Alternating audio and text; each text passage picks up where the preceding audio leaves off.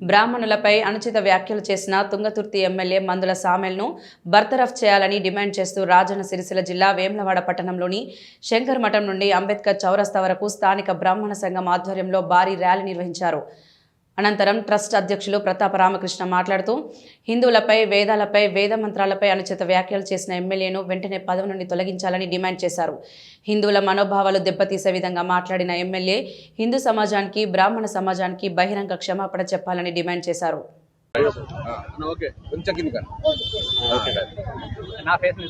మొన్న 2 రోజుల క్రితం తుంగతుర్తి ఎమ్మెల్యే ఆయన దళితుడు కాదు, క్రిస్టియన్ అనే క్లియర్గా చెప్తా ఉన్నారు. అసలు హిందూ ధర్మం మీద, సనాతన ధర్మం మీద ఈ దేశ జాతీయ ప్రయోజనాలు ఆలోచన చేసినట్టయితే ఆ రకమైన భాష ఎవరు మాట్లాడరు. మరి కాన్స్టిట్యూషన్ అంబేద్కర్ సాక్షిగా ప్రమాణం చేసారు వాళ్ళు దళితులమని. మరి సర్టిఫికేట్ తీసుకున్నట్టయితే హిందూ సర్టిఫికేట్, క్రిస్టియన్ అని ఎక్కడ రాయరు. వాళ్ళు ఓటు ఇస్తారు. ఇంకా ఎలక్షన్స్ ముందు కాంటెస్ట్ చేసే అభ్యర్థులంతా ఓటు ఇవ్వాలి అంటే ఓ రకంగా కాన్స్టిట్యూషన్ ఇన్స్టాల్ చేస్తూ ఉన్నారు. మరి ఆ విష ప్రభావం ఏదైతున్నదో అది కేవలం బ్రాహ్మణత్వం మీద, బ్రాహ్మణులు చేసినట్టు మేము అనుకుంటలేము. ఒక సనాతన ధర్మం మీద రకరకాల ఆలోచనలు ఉంటాయి. నిజంగా కూడా ఇంత పెద్ద భారతదేశం ఇలా కొన్ని లక్షల సంవత్సరాల నుంచి కూడా తట్టుకుంటుంది హిందూ మతం అంటే మన దగ్గర జీన్స్ ఇవి. మన పూర్వీకులు సనాతన ధర్మం మీద ఋషులు, వాల్మీకి, మహానుభావులు లాంటి వాళ్ళు ఈ ధర్మాన్ని కాపాడుతూ ఉన్నారు. మరి ఆ ధర్మం మీద దాడి చేసుకుంటూ బ్రాహ్మణత్వం మీద దాడి చేస్తూ ఉన్నారు. బ్రాహ్మణత్వం ఛాలెంజ్గా చెప్తా ఉన్నాం. ఈ సనాతన ధర్మాన్ని కంకణం కట్టుకున్న మొట్టమొదటి వింగు బ్రాహ్మిన్సే.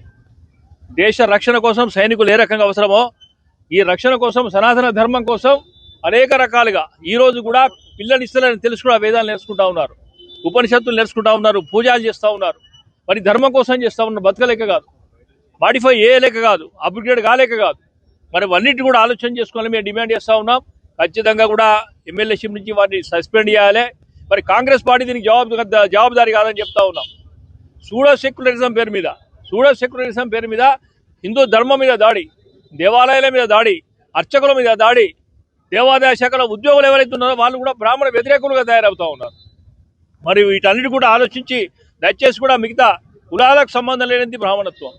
మరి ప్రొద్దున లేవగానే లక్షల దేవాలయాలలో కూడా సర్వేజన సుఖినోభవంతని, ఈ దేశం బాగుండాలి, సర్వజనులు బాగుండాలని కోరే అర్చకత్వం ఏదైతుందో అది బ్రాహ్మణత్వంకు, లేకుంటే ఈ దేశంలో ఉన్న నిజాయితీకి ప్రదర్శన.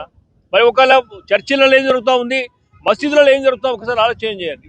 కేవలం వాళ్ళ వరకే కోరుకుంటా ఉన్నారు, వాళ్ళ మత కోసం కోరుకుంటా ఉన్నారు. కానీ హిందూ ధర్మంలో, హిందూ మతంలో కూడా ఆ దేవాలయం ఎక్కడ కూడా జరగడం లేదు.